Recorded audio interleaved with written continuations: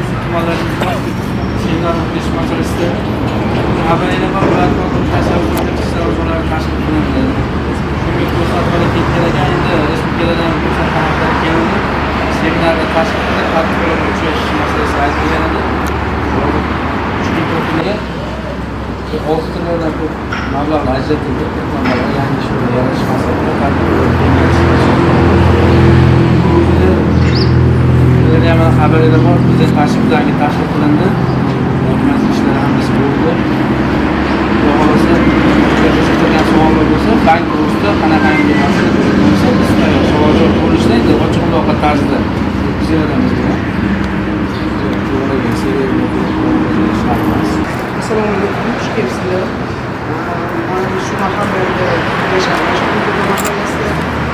Avvalam shu oilaviy tadbirkorlik yo'nalishida Xalq bankidan doimiy kredit olib mijozlik qilganmiz. Xalq banki haqiqatda endi haqiqiy xalq banki. Bu meni fikrim, endi bu ko'pchilikning nomidan gapirmayman. Masalan, o'zimni fikrim shunaqa. Avval qoramolga shunaqa har xil imtiyozli kreditlar bo'ldi. Shulardan foydalandik. Vaqtida shu kreditlarni yopganimiz uchun Xalq banki bizga doim ijobiy javob berishdi. Chunki hamma joyda ham tartib intizom birinchi o'rinda. Shu joyga qo'ydik. Ular ham o'z vaqtida labbay deb bizga javob berishdi. Shu mahalla nimasida shu prezidentimiz joriy qilgan kreditlarida mana 50 millionlik kreditdan avval imtiyozli kreditlar oldik. Mana shu 50 millionlik kreditdan olib chorvachilik yo'nalishida kreditlardan olib chorvachilikni rivojlantirdik. Undan keyin o'z vaqtida yopganimiz uchun buni 100 millionga narsa qilib berishdi. Hozir mana issiqxona qildik. Hozirda yana chorvachilik uchun yana boshqatdan yana shu kreditga harakat qildik. Shu 3-5 ish kunida shunaqa ham mayli bu Xalq bankidan xursandman. 3-5 ish kunida shu narsalarni hal qilib berishyapti. Buning uchun endi men minnatdorlik tarzida shularni gapirmoqchiman.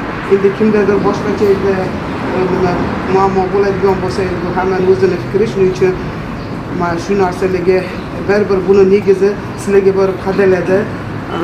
Rahmat demoqchiman. Hamisha charchamayni, sog' bo'linglar.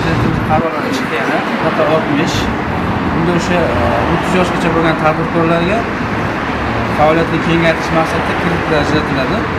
Shundan bemalol mana yoshli ekan ko'pinglar murojaat qilib olsanglar ham bo'ladi. Bu davlat bankida beriladi, 9 ta davlat banki ishtirokida beriladi. Bu bemalol murojaat qilib olsa bo'laveradi. Faoliyat kengaytirish, yangi ochgan yoki tarbiya tadbirkorlar MTJ bo'lsa ham bemalol murojaat qilsa bo'ladi. 100 million so'mgacha bezgarov bo'ladi bunda ham. 100 milliondan yuqoriga garov talab qilinadi.